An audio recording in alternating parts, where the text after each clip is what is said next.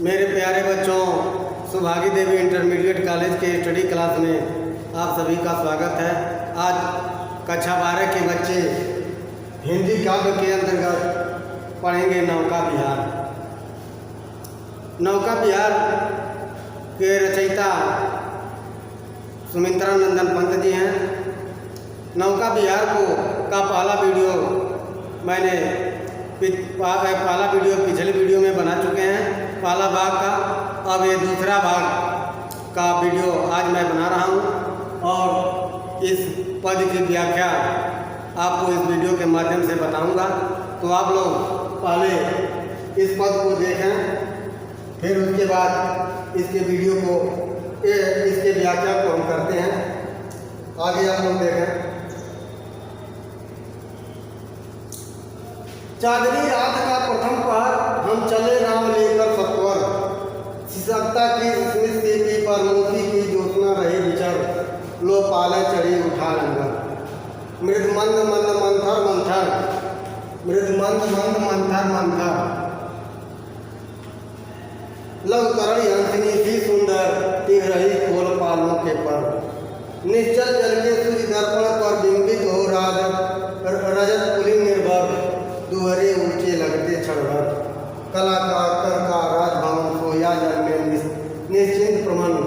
पलकों पर वैभव स्वप्न सभी। तो आप लोग देखें, चांदनी रात का प्रथम पहर, यह स्पष्ट हो रहा है। चांदनी रात का पहला पहर था, प्रथम पहर था। हम चले नाव लेकर सत्वर। हम का अर्थ है सुमित्रा नंदन पंत जी, नाव लेकर। सत्वर का अर्थ होता है अति शीघ्र, यानी जल्दी से वे नाव लेकर चल दिए, अर्थात गंगा में नाव को प्रवाहित करने लगे। आगे देखो फिर एक बार, चांदनी रात का प्रथम पहर था।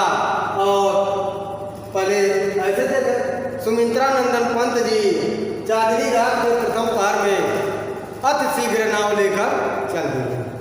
सुमित्रा नंदन पंत जी चांदनी रात के प्रथम पहर में अति शीघ्र नाव लेकर चल दिए। अब आगे देखें। सिकता की स्मित सीपी पर मोती की ज्योत्सना रही विचर। तो लो पाले चढ़ी उठा लंगर। जब ये नाव लेकर गंगा में प्रवेश किए, नाव को अपने गंगा में प्रवेश किए और आगे बढ़ाने के लिए, तो उस समय का वर्णन है सिकता की स्मित सीपी पर। सिकता का अर्थ होता है रेत। रेत की स्मित मुस्कुराती हुई, सस्मित का अर्थ होता मुस्कुराना। मुस्कुराती हुई रेत की सीपी पर, मुस्कुराती हुई रेत की सीपी पर मोती की ज्योत्सना रही विचर। मोती की ज्योत्सना, ज्योत्सना अर्थ हुआ चांदनी। चांदनी जो है मोती की बात विचरण कर रही थी। फिर एक बार देखो, मुस्कुराती हुई रेत पर, मुस्कुराती हुई सीपी की रेत पर चांदनी रूपी मोती विचरण कर रही थी।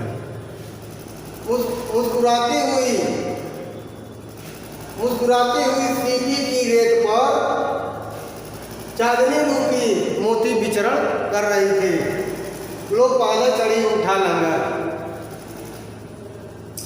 कार्य फिर लो पाले चढ़ी उठा लंगर। अब लंगर उठा दिए। लंगर का अर्थ होता है एक कांटा लगा होता है जिसमें एक खूंटे से रस्सी को बांधा गया होता है, जिससे नाव एक जगह पर स्थिर है। अब वो लंगर को उठा देने पर तब खूंटे से नाव का संपर्क छूट जाता है, अलग हो जाता है और नाव जो है जल में प्रवाहित होने लगती है। एक बात यहाँ और देखना, पाला चढ़ी अर्थात जब नाव लेकर लोग चलेंगे तो पाला सबके उठा लेते हैं। पाले का अर्थ यहाँ जो हत्थे के आकार का होता है, जिससे जल को दोनों तरफ से पीछे की तरफ ढकेला जाता है, चाहे जल को पीछे की तरफ उड़ेला जाता है और नाव जो है सीधे आगे बढ़ने लगती है। यहाँ पर रेत को सिर माना गया है और चाँद को मोती माना गया है। वही बात कहा जा रहा है कि मुस्कुराती हुई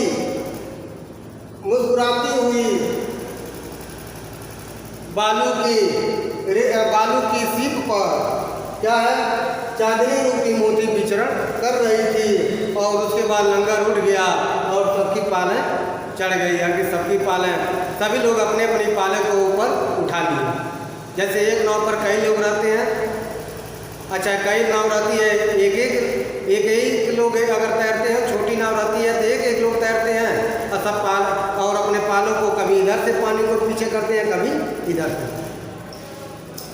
अब आगे देखें, क्योंकि लघु तरणी थी, छोटी नौका थी, इसलिए एक नाव पर एक ही लोग बैठे हुए थे। और जब लंगर उठा तो सभी लोग अपनी अपनी पाले लेकर सतर्क हो गए, अपनी पाले को उठाकर तैयार हो गए। मृदु मंद मंद मंथर मंथर लघु तरणी हंसनी सी सुंदर तिर रही खोल पालों के पर। और उनकी नाव जो है थी, उनकी नौका जो थी, मृदु मंद मंद मंथर मंथर, वे धीरे धीरे गति से, मृदु कोमल कोमल धीरे धीरे गति से मंथर करती हुई अर्थात आगे बढ़ रही थी, हिलती डुलती आगे बढ़ रही थी। वह छोटी तरणी, लघु तरणी, वह छोटी नौका धीरे धीरे मंथर करती हुई आगे बढ़ रही थी, अर्थात ऊपर तैर रही थी। हंसनी सी सुंदर तिर रही खोल पालों के पर। और वो जब लघु तरणी अर्थात छोटी नौका उस पर जब जल पर तैर रही है, कैसे दिख रही है? लघु तरणी हंसनी सी सुंदर। फिर यहाँ देखो, वह लघु तरणी, वह छोटी नौका छोटी सी हंसनी के समान सुंदर दिख रही है। और ऐसे उसकी पालें, जब सभी लोग अपनी अपनी नौकाओं में अपने अपने पालों को उठाए हुए हैं, तो वो पालें कैसे दिख रही है? जैसे लग रहा है सुंदर हंसनी अपने पंखों को फैलाई है। फिर एक बार देखा, जब लंगर उठ जाता है, सबकी पालें, सभी लंगर खुल जाता है, सभी लोग अपनी पालें को उठा लेते हैं, तो नौका मंद मंद गति से मंथर करती हुई वह छोटी नौका आगे गति करती है, आगे बढ़ती है। तो वह लघु तरणी अर्थात छोटी नौका एक हंसनी से, सुंदर हंसनी के समान दिखती है। और जब इस पर सवार हुए लोग पाले को ऊपर उठाए हुए हैं, तो ऐसे लग रही है कि सुंदर हंसनी अपने दोनों पंखों को फैलाकर जल में विचरण कर रही है। निश्चल जल के कुछ दर्पण पर बिंबित हो रजत पुलिन निर्भर दुहरे ऊंचे लगते छल। निश्चल जल के कुछ दर्पण पर बिंबित हो रजत पुलिन निर्भर। निश्चल का अर्थ होता है स्वच्छ जल, यानी स्वच्छ जल जो है कैसा लग रहा है? कुछ दर्पण, स्वच्छ स्वच्छ जल रूपी शुचि अर्थात पवित्र दर्पण पर। उस स्वच्छ जल कैसा लग रहा है? जैसे लग रहा पवित्र दर्पण है। कैसा? पर बिंबित हो राज पुलिन निर्भर। बिंबित का अर्थ होता है उसका प्रतिबिंब। राजत पुलिन निर्भर, जो पुलिन का अर्थ होता है किनारा, जो नदी का दोनों किनारा है, वो क्या होता है? पुलिन निर्भर, जो नदी का जो दोनों तट है, किनारा कहते हैं, रजत अर्थात सुंदर दिख रही है। क्योंकि चांदनी रात है और किनारों पर भी बालू के रेत लगे होते हैं, तो इसलिए वो जो किनारे हैं अत्यंत सुंदर दिख रहे हैं। दुहरे ऊंचे लगते छलवा। और उस जल में जब नौका चलती है तो जल जो है हिलता है। जब हिलता है तो उसमें अवतल और उत्तल दर्पण का काम जल कर रहा है। अवतल और उत्तल दर्पण का काम कर रहा है, जिससे क्या हो रहा है? एक ही क्षण में वे जो नदी के किनारे हैं, वे दो गुने वेग से ऊपर उठते हुए दिखाई देते हैं। फिर एक बार देखें, निश्चल जल के दर्पण पर बिंबित हो रजत पुलिन निर्भर दुहरे ऊंचे लगते छल। वह स्वच्छंद जल के पवित्र, वह स्वच्छंद जल जो है उस गंगा का स्वच्छंद जल, स्वच्छ जल पवित्र दर्पण की भांति लग रहा है।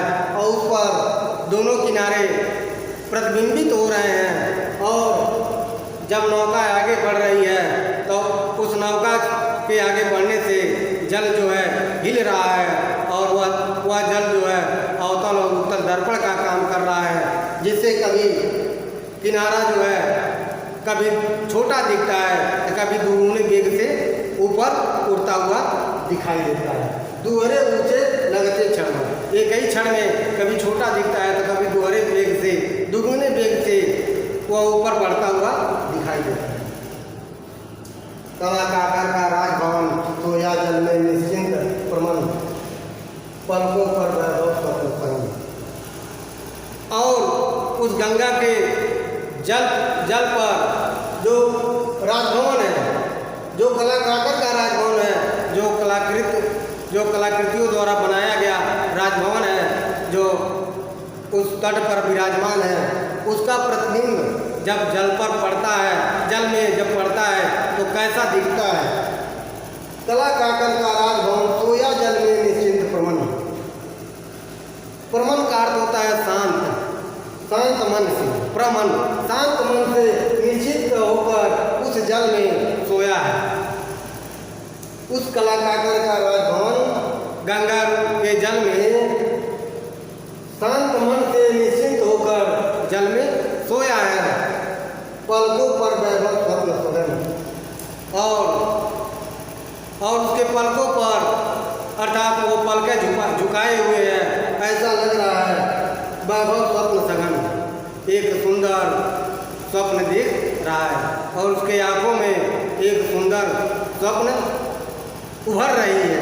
आगे देखिए, कला काकर का राजभवन सोया जल में निश्चिंत प्रमाण, पलकों पर वैभव स्वप्न सघन। उस गंगा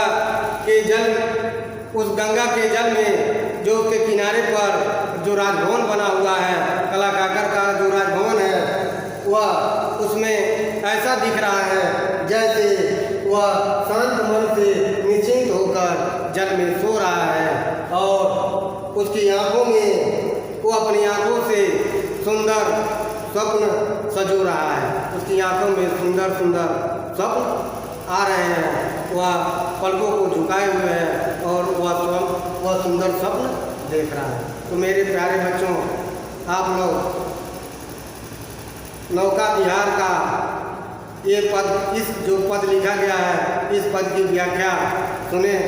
हम यही आशा करते हैं कि आप लोगों को यह इस पद की व्याख्या समझ में आ गया होगा। अब अगले पद की व्याख्या अगले वीडियो में करेंगे। तब तक के लिए धन्यवाद।